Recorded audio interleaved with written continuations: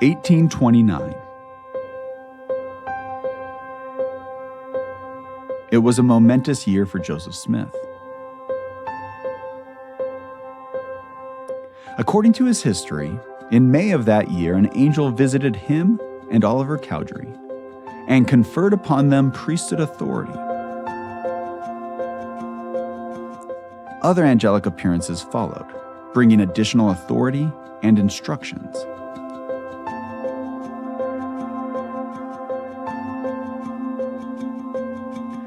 But to members of the Church of Jesus Christ of Latter-day Saints, priesthood restoration started with this event in 1829. But what if I told you that the history of the restoration of the priesthood was more than a sequence of angelic encounters and revelations? Those are an essential part of the story, of course. But these iconic moments really fit into a much larger context.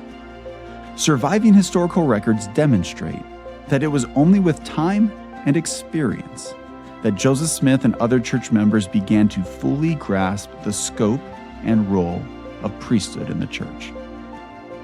So in a way, when we talk about the history of the restoration of the priesthood, we are talking about a prolonged process as much as we are a historical event. That process is what we will be talking about over the next 6 episodes. This is The Priesthood Restored, a Joseph Smith Papers podcast, and I'm your host, Spencer McBride.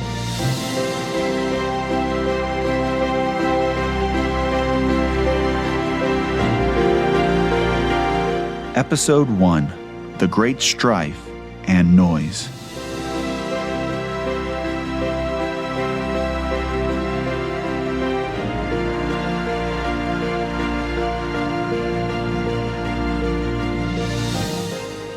As a professional historian, I've spent years immersed in the surviving papers of Joseph Smith and other early Latter-day Saints. As my colleagues and I have worked on the Joseph Smith Papers project, we have read about and tracked the extraordinary moments these people experienced, as well as their more mundane daily activities. Both the extraordinary and the mundane are important. Together, they make the past more complex and historical figures more real, more relatable, more human.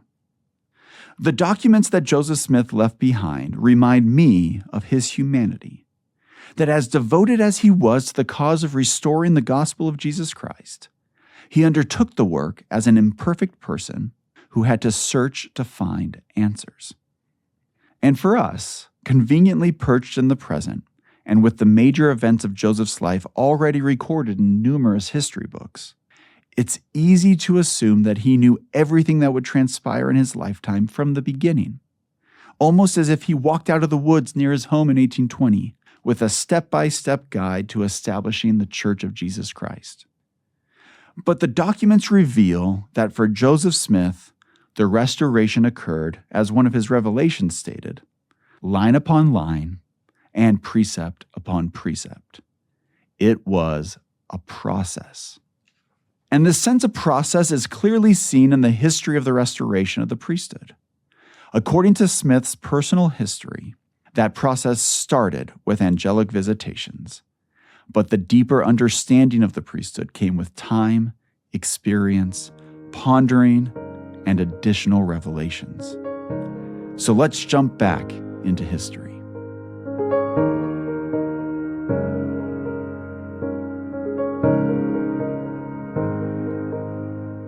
To tell the story of the restoration of the priesthood, let's start by examining the world in which Joseph Smith and Oliver Cowdery lived.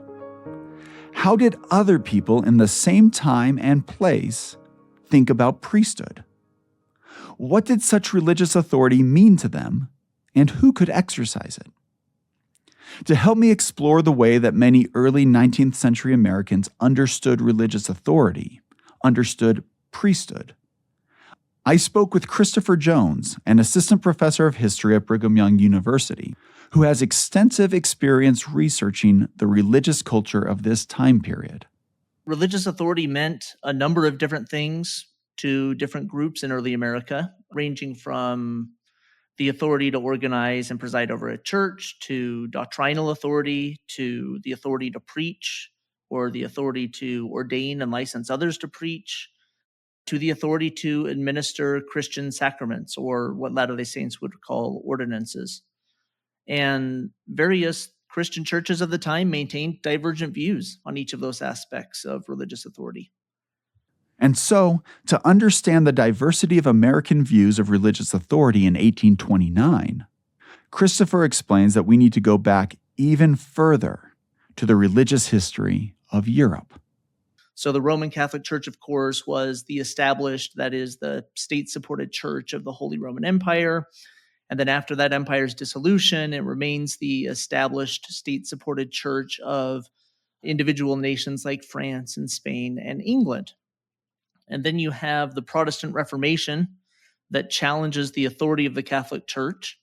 And while in some instances Protestants served as dissidents or dissenters in Catholic states, in other places Protestant churches simply replaced Catholicism as the established church.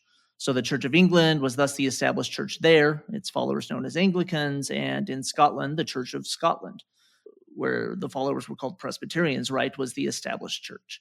And this method of established churches in which religious authority, a church's ecclesiastical authority, was intimately linked to the authority of the state, that was exported to England's North American colonies during the 17th and 18th century, and even persisted into the new United States following the American Revolution. And different denominations became the established churches in different American colonies and states. The Church of England was thus the state-sanctioned church of colonies like Virginia, Maryland, and the Carolinas, while meanwhile further north in regions like New England, groups that had been deemed dissenters, that is legal, non-Anglican, non-Church of England members in England, were able to establish their own churches in places like Massachusetts and Connecticut. So the Puritans established what they called the Congregational Church as the established state-supported church of the colonies of Massachusetts and Connecticut. And the Congregational Church actually remains the established church for some 50 years after the United States Constitution enshrined disestablishment at the federal level, after the United States Constitution imposes this separation of church and state. This eventual legal separation of church and state in the United States was an important development. This meant that churches in the country would not be supported by tax dollars, and that a state could not require membership in a particular church as a requirement to hold public office or to vote. But, as Christopher explains, this process also affected the way Americans understood religious authority. And, as you will see, this change in American understanding of religious authority would eventually inform the questions that Joseph Smith and Oliver Cowdery would ask in 1829. But first, we need to understand how these changes in American religious culture came about. This process of disestablishment in the early United States, I think, seems fairly unremarkable to many Americans today, commonplace. We can't imagine the United States without religious freedom, right? But in the early United States, disestablishment caused something of a crisis in religious authority. Without the backing of the state, a lot of people wondered how different churches would maintain their authority. And for most Americans, the answer came down, I think, ultimately to two things. Number one, the Bible, which all Protestants regarded as authoritative. And number two, the consent of church members. And this was kind of a uniquely American twist on religious authority. The Bible and the consent of church members were the primary sources of religious authority, meaning in this case, the authority to act in the name of God and to administer the ordinances of the Christian church. So how did this work in a pragmatic sense? How did it work with the ordination of ministers and other church leaders to exercise such authority? To help explain this, Christopher offered an example from the history of the Methodist in the wake of the American Revolution. So in 1784, following the American Revolution's conclusion, the Anglican cleric John Wesley authorized his Methodist followers in the new United States to organize a new independent Methodist church. And this was no small thing. Up until that time, Wesley and the Methodist people that followed him in both England and her American colonies had remained members of the Church of England. Methodists were designated, or Methodism designated not another church, but rather a movement within the established Church of England. But with the Church of England being stripped of authority in the new United States, Wesley took the significant step of organizing his American followers into an entirely new church. He says, by a peculiar act of providence, I am left with no choice but to ultimately organize my followers in the new United States into a separate church because no established church exists there. This situation led to questions about who would lead the Methodist Episcopal Church in the United States. So after first petitioning the Bishop of London, that's the Anglican bishop in London, to ordain someone to lead this new Methodist church, a petition that was ultimately rejected, and unsurprisingly so, Wesley returned to the Bible and decided upon rereading that the ecclesiastical office of priest or presbyter, what we would call an elder, which he was actually equivalent in authority to that of bishop, making Wesley's own authority as an elder in the Church of England the same as that of the Bishop of London. This allowed him to justify setting apart another Anglican priest, a man named Thomas Cook, as superintendent of what came to be called the Methodist Episcopal Church in the United States. So upon arrival in America, Thomas Cook lays his hands upon the head of a Methodist preacher already there named Francis Asbury and ordains Asbury to co-superintend this new church, thus forming the first independent Methodist church anywhere in the world. Two things are especially interesting to note here, I think. Number one, shortly after their ordination as superintendents, Coke and Asbury began calling themselves bishops, not superintendents, much to Wesley's consternation, I think we should note. Coke and Asbury believed that the more explicitly biblical title of bishop would be necessary to establish their authority as leaders of this new church. And this is reflected in the name that they ultimately choose for the church, the Methodist Episcopal Church. That word episcopal refers to rule by bishops.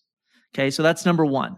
They choose to be called bishops because of its kind of biblical authority as opposed to superintendents, which Wesley favored. And then number two, at their ordination in December of 1784, the Englishman Thomas Cook believed that their authority was fully operational. But Asbury insisted that the several dozen assembled preachers there who had come to witness the ordination would need to likewise indicate by vote their consent to the validity of the ordination and the organization of this new church. And in this moment, consent came to be enshrined as an important feature of religious authority in this Methodist Episcopal Church. I think this example is telling because it shows how John Wesley and leaders of the new Methodist Episcopal Church looked to the Bible for authority to start a new church organization separate from the Church of England. But they still relied on the consent of the members of the newly organized church to approve of decisions regarding who would hold priesthood authority and how they would lead the church based on their interpretation of the Bible. Of course, members of congregations would not always agree with each other in these matters. They would not always agree with each other on their reading of the Bible either. This would eventually lead to splits within denominations and competition between different Protestant Christian churches. And in the early history of the United States, the differences between many of these Christian denominations that had existed for a long time became more pronounced, and, especially in the early 1800s, new denominations were regularly sprouting up. So while all Protestants in the 18th and 19th century United States agreed on the authority of the Bible and the importance of consent, as I just outlined in the example of the Methodists, They disagreed, and sometimes sharply so, on what the Bible meant, from its doctrinal teachings on any number of things to the church organization that it supposedly prescribed to any number of other things. And the names of the churches, as I just suggested, often reflected these disagreements over religious authority. So if the Methodist Episcopal Church indicated rule by bishops, the Presbyterian Church and its name indicated the authority of elders, presbyter being the Greek word for elder. Meanwhile, the Congregational Church's name reflected its adherents' insistence that religious authority operated most powerfully and most authoritatively at the local or congregational level. Meanwhile, groups like the Baptists assumed names for their church based on their belief in the correct or authoritative religious practice of baptism. So religious authority means a number of different things to a number of different people, right? And it's reflected in what they call their churches. It's reflected in the church organization that they choose. And it's reflected in the scope and shape of their church ministry.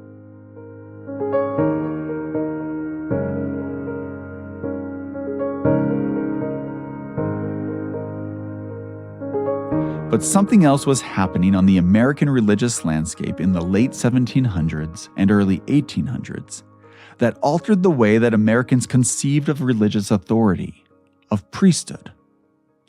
It has to do with the elevation of average Americans to positions of religious leadership, people who would not have been viewed as religious leaders in previous eras of history. There's a term here that's important to understanding this trend. And that term is democratization. To democratize something is to make it accessible to more people. So, for instance, the internet is credited with democratizing information because it made a lot of information readily available to more people than it ever had before. So scholars have called what happened in the United States in the late 1700s and early 1800s the democratization of American Christianity. And this occurred in a number of different ways. But we see a particular increase in the ability of the average American to exercise religious authority and participate in religious services. For centuries, Christian denominations were run exclusively by men who were educated at a college or seminary for a career as a priest or minister. And this requirement typically meant that those who served as religious leaders were born into wealthy families.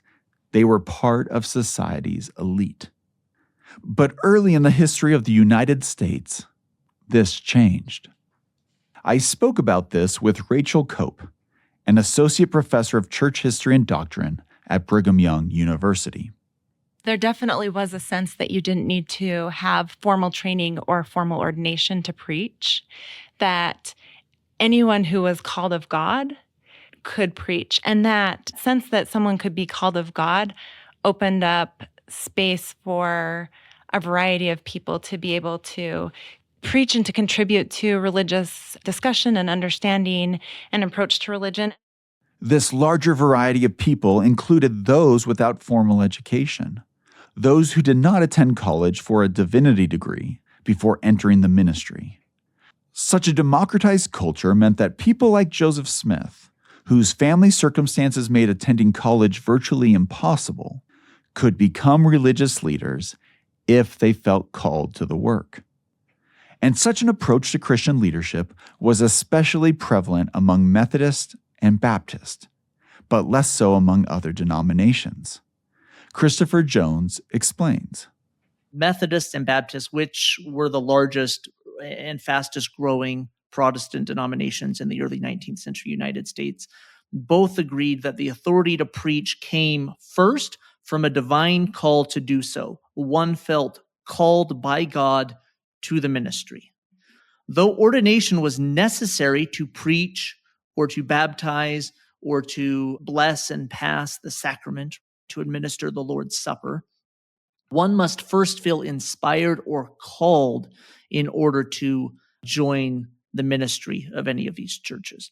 So both Methodists and Baptists, again, like Joseph Smith and his followers that followed, rejected the need for any sort of formal theological training. So some Presbyterians, some Congregationalists, and certainly Anglicans were insistent that for one to become ordained, they needed to receive some theological training. Typically, this would involve, for Anglicans, traveling to England, enrolling at Oxford or Cambridge or other divinity or theological schools there, and leaving with a master's in theological studies or a master's of divinity degree, or in some instances, a doctorate of divinity degree. Still, the rapid growth of the Baptist and Methodist churches indicated that the trend was headed toward a more inclusive view of who could be ordained. Moving beyond the question of educational qualifications for Christian ministry, the early 19th century saw an increase in the number of women and people of color preaching in the United States. It opened up space for slaves or for freed people of color. It also opened up space for women and others who wouldn't traditionally fit into the preaching mold.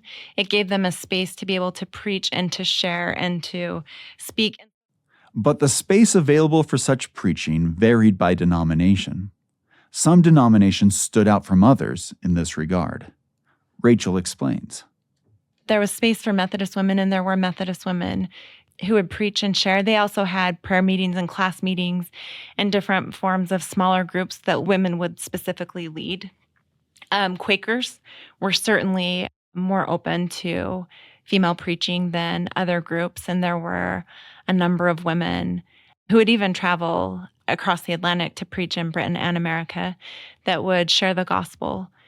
And then, of course, there were just various individuals from evangelical congregations and evangelical backgrounds who would feel called. So in the 18th century, there would be someone like a Sarah Osborne who led a lot of different meetings from her home and was a key part of the revivals and in spreading kind of evangelical fervor and belief in faith. And she too was one of those people who had a very difficult life and was able to minister specifically to groups of people who maybe would have felt left out otherwise. She saw pain and understood pain in a way that allowed her to meet the needs of a particular segment of society that honestly probably a lot of the male preachers would have been more prone to overlook. Still, even in denominations that were open to the vocal participation of women and people of color, there were often limits. The priesthoods of all mainline Protestant Christian churches at this time were exclusively male. And while many of these denominations welcomed people of color into their congregations, they often prohibited the formal ordination of these individuals. In some instances, this led to schisms within church communities. So just broadly speaking, people of color, African American, whether enslaved or free, we have hundreds and hundreds of examples of very skilled, very charismatic, and very popular Black preachers in early America, in the early United States. And this did not go unnoticed by white Methodist, Baptist, and Presbyterian church leaders during this time. And they sought to utilize the skill and popularity of these Black preachers in attracting Black converts to their churches. So, Francis Asbury, who I referenced earlier, one of the first two bishops of the Methodist Episcopal Church, was often accompanied in his travels around the United States to preach to different Methodist congregations by a Black man named Harry Hosier, Hosier, Hosier. And Harry, according to all accounts that we have, was the most popular Methodist preacher in the 1780s. Everybody came out to hear him preach. But Asbury had him accompany him for this specific reason, because he was such a popular draw. He attracted not just already converted and baptized Methodists, but also a number of prospective Methodists who wanted to come hear him preach. He's this very dynamic, charismatic speaker. But in spite of his popularity, in spite of his skill, and in spite of his close friendship and relationship with Francis Asbury and other early white Methodist leaders, Harry Hosier was never ordained to the Methodist priesthood.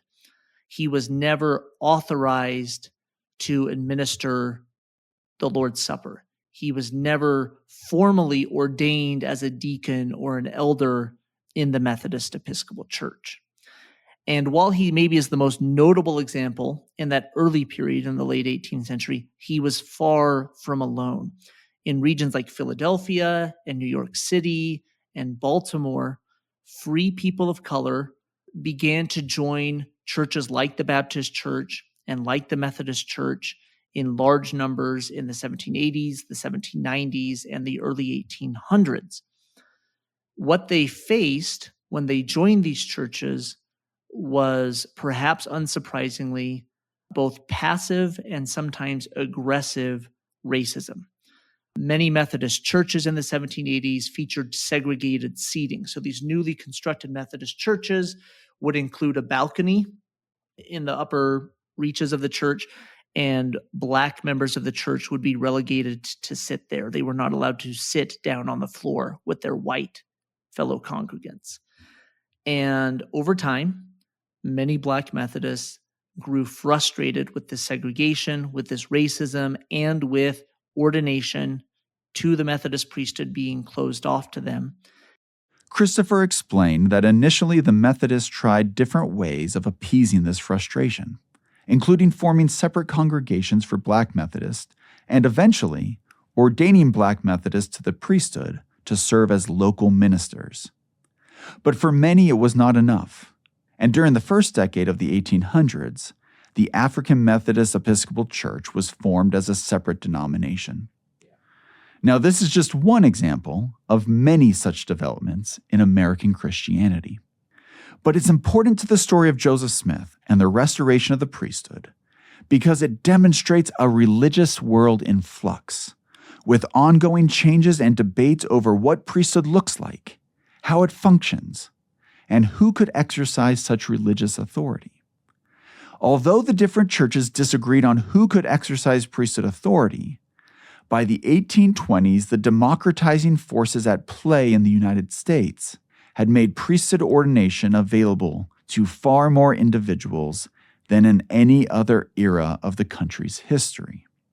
It had made ordination in a number of different churches available to men who were not born into wealthy families, men who could not attend college and attain degrees in divinity. That's a big part of why these developments in American religious culture matter to the story of priesthood restoration. While Joseph would not join any of these different denominations, they created a religious culture in which he, and many like him, could conceive of themselves as those who God could call to hold and exercise priesthood power. And in 1830, after establishing the Church of Christ, Joseph would confer priesthood authority on scores of other men from similar socioeconomic backgrounds. Men who, if born a few generations earlier, could never have imagined such an opportunity in their lives.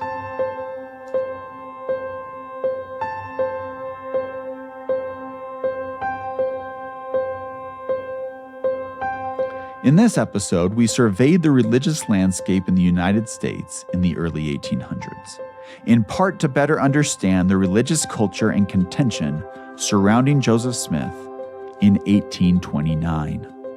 But the story of Joseph Smith and the restoration of the priesthood does not start with Joseph exhaustively surveying the different views of religious authority, the different views of priesthood among the Protestant Christian churches around him. While he was certainly aware of several of the different positions of these churches in the 1820s, Joseph's experience with priesthood authority begins instead with a book and a question. The book was the Book of Mormon. The question, well, that was about baptism. And that's where we'll pick up the story in the next episode of The Priesthood Restored, a Joseph Smith Papers podcast.